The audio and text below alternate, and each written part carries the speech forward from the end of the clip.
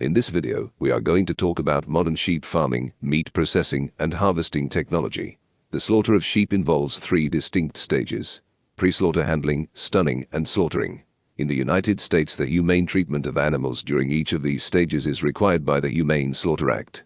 Traditional slaughter procedures for sheep and goats require more man-hours per given weight compared with beef, pork, and poultry. Many mechanical adaptations ensure efficiency. Head-only electrical stunning without cardiac arrest occurs by passing a current through the head, only ensuring the animal is insensible. Additional current pathways can cause cardiac arrest. Bleeding/exsanguination occurs by a throat cut severing the carotid arteries, jugular veins, and esophagus, and usually occurs after a stun. Carcasses are then suspended by either front or rear legs, and the pelt removed manually or mechanically. Low-voltage electrical stimulation may be applied after stunning, or high-voltage stimulation applied after weighing and grading of the carcass. In commercial operations, pre-slaughter stunning is generally used, and the most common commercial method is electrical stunning. This is achieved by placing tongs spanning the head and passing an electrical current through the brain. With goats, some care is needed in placing the electrodes behind the horns. This type of stun, termed a head-only stun, does not stop the heart, and the animal can potentially recover. As the slaughterman cuts the throat before the animal recovers, they are effectively taking the life of the animal. Other stunning and slaughter procedures use a modification of the tong system with a pistol grip-like handpiece, which sometimes may be used for head-to-back or body stun and cause cardiac arrest. Cardiac arrest arises when a current passes through the heart, but because the spinal cord is in the pathway, it additionally reduces the animal's reflexes with significant movement reduction, making it a good option when halo slaughter is not required. Slaughter methods prevailing throughout the world are governed either by tradition, ritual, or legislation, depending upon the people and the country.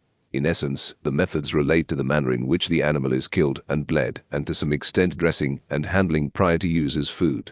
Ritualistic or religious slaughter often requires the animal to be in a state of consciousness at the time it is bled. This is characteristic of Jewish, kosher, Sikh, Jataka, and Orthodox Islamic, or halal slaughters. Some cultures in Africa and Asia also slaughter animals in the conscious state, although these do not necessarily carry ritualistic connotations. Where a complete state of unconsciousness is rendered prior to bleeding, the process is known as humane slaughtering. Under such practice, the state of unconsciousness and accompanying painlessness is effected either by mechanical, electrical, or chemical means in a process called stunning. Stunning also renders the animals motionless, thus eliminating excitement and possible cruelty. Stunned animals must be positioned first for bleeding. A vertical or hanging position is achieved by shackling below the hock of one hind leg and hoisting the animal, head down, to a convenient height. Alternatively, the animal can be placed horizontally on a concrete slab or a sturdy plastic pallet for bleeding. The actual bleeding operation is made by sticking or inserting the sticking knife through the neck behind the jawbone and below the first neck bone. The object is to sever the blood vessels of the neck and let out blood. If the sticking is made at a lower position than indicated, the esophagus might be cut and the viscera contaminated. The bleeding should be as complete as possible, the usual time for sheep and goats being about 2 minutes. Insufficient bleeding and slow death could mean that the severance of the neck vessels is incomplete, or specifically that the arteries leading to the head have been missed, having only cut the veins during sticking. Practice and experience, however, perfect the technique. Hoist bleeding is more hygienic and is recommended. It also facilitates collection of blood for further use. In removing the skin of sheep and goats, initial cutting of the skin is done around the leg to expose and loosen the tendon of the hock for use as a means of hanging the carcass. This process is called legging.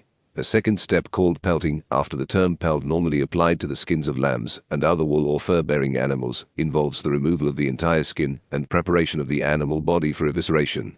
Tropical sheep and goats have hair, not wool, on their bodies, thus the term skinning is more appropriate for them.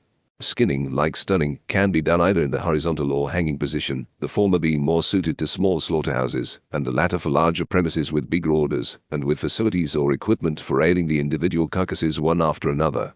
With the external structures, skin, feet, and head, removed, the next step is to cut open the animal body to dislodge the contents and produce the carcass. To avoid contamination of the carcass through accidental cuts or punctures of the stomach and intestines, simple but well-directed steps are followed. For this, it is important that the carcass remains or is placed in the hanging position. The first step in evisceration is to cut around the tight bung or rectum and free it completely from all attachments and drop it in the pelvic cavity.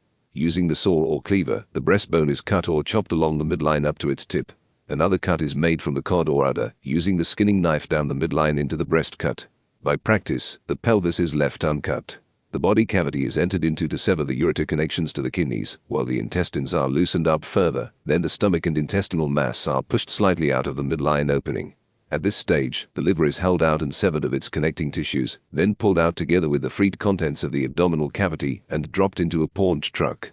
The gallbladder is cut from the liver, taking care not to spill its bitter contents onto the carcass and spoil the taste of the meat. The final stage in evisceration is the removal of the contents of the chest cavity. By cutting the thin muscle sheet or diaphragm separating this cavity from the belly, the pluck can be pulled out as a unit. The foreshanks are fastened together using a tendon or a thick rubber band to plumb the shoulders. The carcass is then washed and railed to the inspection bay. Carcasses and edible offal that are considered fit for human use are stamped as inspected or passed prior to consignment to markets. Unfit materials or those found unwholesome are marked as condemned and destroyed.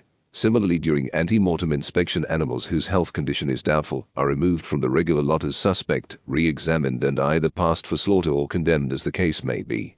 Less serious cases are however slaughtered separately to enable useful parts of the animal to be salvaged.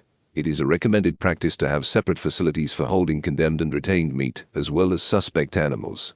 Emergency slaughter facilities should be made available for handling suspect stock. In large industrial plants, condemned meat is destroyed by incineration, although in the smaller slaughterhouses of some developing countries, the burial method serves as a cheaper alternative. Burial pits must be deep, and all material placed in them must be defaced or rendered inedible by use of charcoal dust or lime, to prevent possible human salvaging. After pelt and hock removal, evisceration presents the major labor requirement of the lamb slaughtering system. Both brisket splitting and belly opening have been mechanized for current inverted systems. An automated brisket cutter and an automated eviscerator have also been developed. This has shown significant potential to reduce the labor requirement. Some of this is due to elimination of double handling of the viscera products during activities such as separation and trimming. You already know how the old saying goes. If you love hot dogs, you'd better not look too closely at how they're made.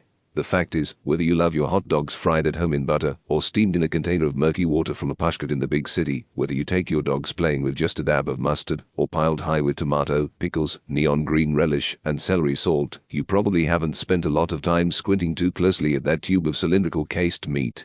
High-speed, stainless steel choppers blend the meat, spices, ice chips, and curing ingredients into an emulsion or batter. The mixture is continuously weighed to assure a proper balance of all ingredients.